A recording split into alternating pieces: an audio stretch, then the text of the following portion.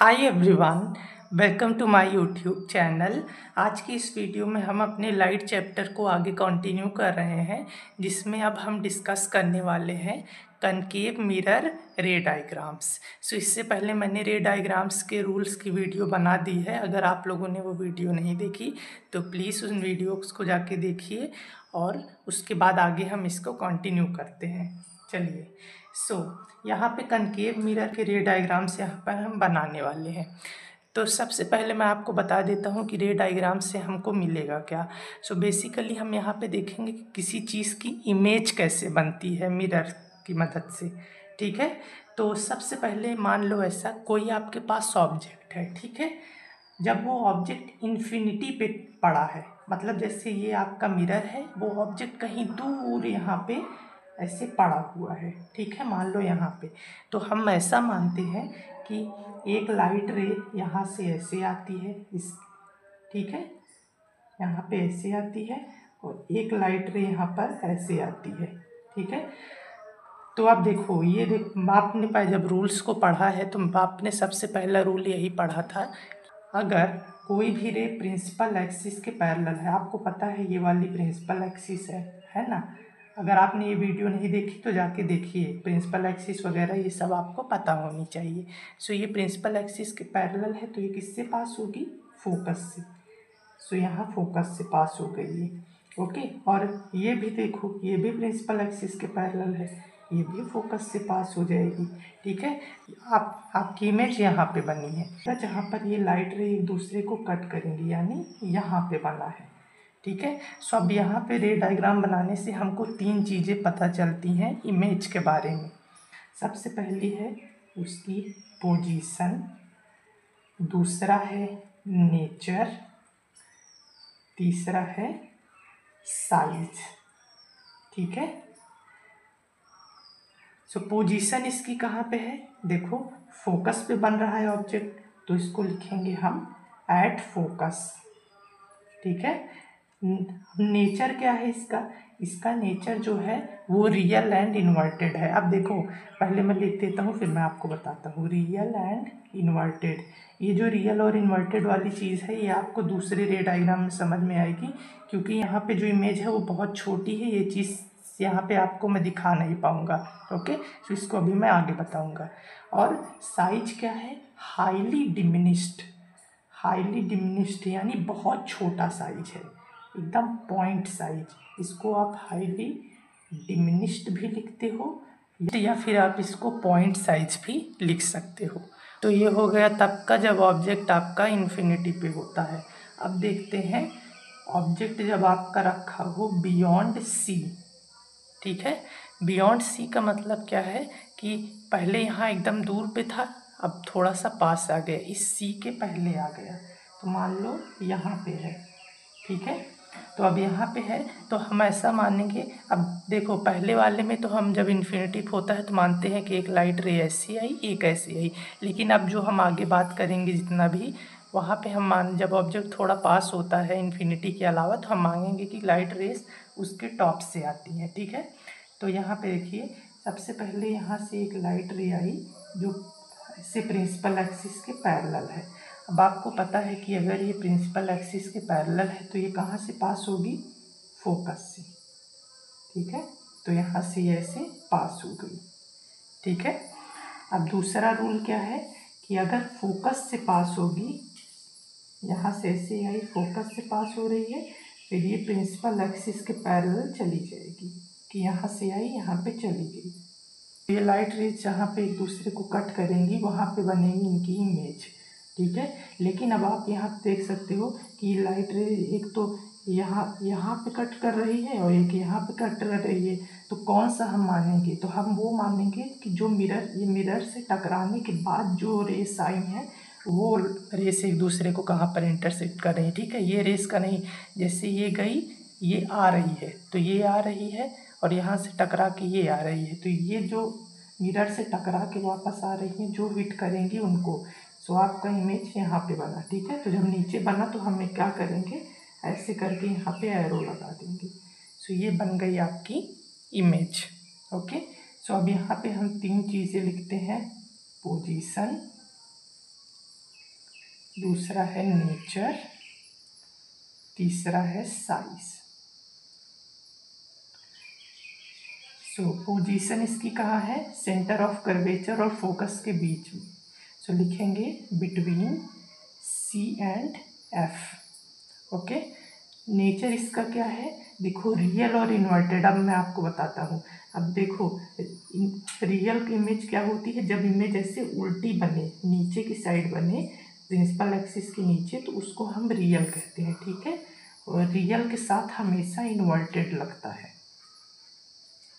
Inverted का मतलब उल्टा, रियल और उल्टी इमेज, ठीक है। और इसका साइज कैसा है? इसका साइज जो है वो थोड़ा सा छोटा है, ठीक है।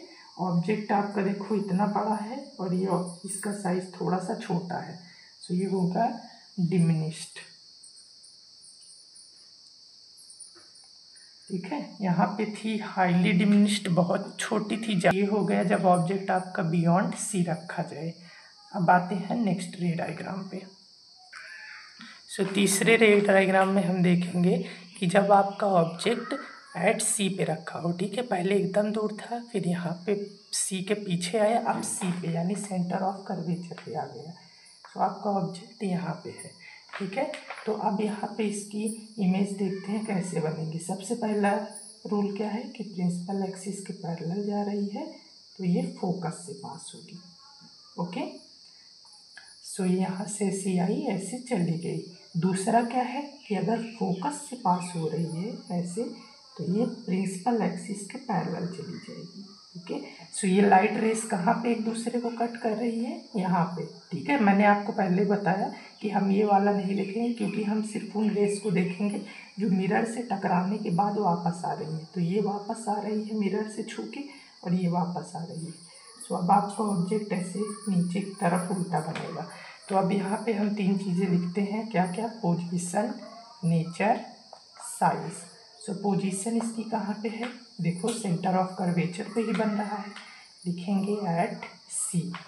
इसका नेचर कैसा है? इमेज उल्टी बनी है तो क्या है? रियल इमेज है, रियल, और रियल के साथ हमेशा इन्वर्टेड, रियल एंड इन्वर्टेड। अब इसका साइज कैसा है? जो ऑब्जेक्ट का साइज है वही सेम साइज इसका भी है। देखो दोनों बराबर है ना, तो हम लिखेंगे same size, same size as object. जैसा ऑब्जेक्ट का है वैसे इसका भी साइज है। ओके, अब आते हैं नेक्स्ट रे डायग्राम पे। सो अब हम अपने फोर्थ रे डायग्राम पे आ गए हैं। इसमें ऑब्जेक्ट कहाँ पे है? अभी तक सी पे था, अब और आगे आ गया, इस सी और एफ के बीच में, ठीक है। तो मान लो यहाँ पे कहीं पे पड़ा है ऑब्जेक्ट। तो अब देखते हैं कि कैसे बनेगा इसका रे डायग्राम। सो पहली लाइट रे कैसे आएगी? यहाँ से आएगी, ऐसे प्रिंसिपल एक्सिस इसके पैरेलल, ठीक है। तो प्रिंसिपल एक्सिस के पैरेलल आएगी तो कहाँ से पास होगी? फोकस से, ठीक है। तो ये प्रिंसिपल एक्सिस के पैरेलल आई, फोकस से जाएगी। अब दूसरी लाइट रे कहाँ से आएगी? अब फोकस से अगर पास होगी तो कहाँ जाएगी? ये इस प्रिंसिपल एक्सिस के पैरेलल, ठीक है। तो यहाँ पे अब देखो ये लाइट रेस एक दूसरे को यहाँ पे कट कर रही हैं, तो इमेज कैसे बनेगी? यहाँ पे एरो बनाओ, ऐसे कर दो, ठीक है। तो ये बन गई आपकी इमेज। अब यहाँ पे लिखते हैं हम तीन चीज़ें, पोजीशन, नेचर और साइज। तो पोजीशन इसकी कहाँ है? सेंटर ऑफ कर्वेचर के भी पीछे, यानी बियॉन्ड सी, लिखेंगे बियॉन्ड सी। ओके, नेचर की बात करें इसके, तो नेचर कैसा है? इमेज उल्टी बनी है तो इमेज रियल है, और रियल के साथ हमेशा इन्वर्टेड लगता है, so real and inverted. Size इसका क्या है? ऑब्जेक्ट आपका देखो इतना छोटा, इमेज ऑब्जेक्ट से भी बड़ी है, तो इसको हम लिखेंगे हाईली इनलार्ज्ड, बहुत बड़ी इमेज बनी है, so highly enlarged. Okay, so ये हो गया हमारा fourth ray diagram. Now let's come to the next one. So पांचवें में क्या है? अभी ऑब्जेक्ट यहाँ पे था, अब फोकस पे आ गया। सो यहाँ पे ऑब्जेक्ट है, ठीक है। तो अब इसको कैसे बनाएंगे? तो देखते हैं इसको। सबसे पहले लाइट रे यहाँ से आएगी प्रिंसिपल एक्सिस के पैरेलल, तो किससे पास होती है? फोकस से, ठीक है, तो ये फोकस से पास हो गई। अब देखो हम फोकस से दूसरी रे नहीं पास करते क्योंकि आपका ऑब्जेक्ट जो है वो खुद ही फोकस से है।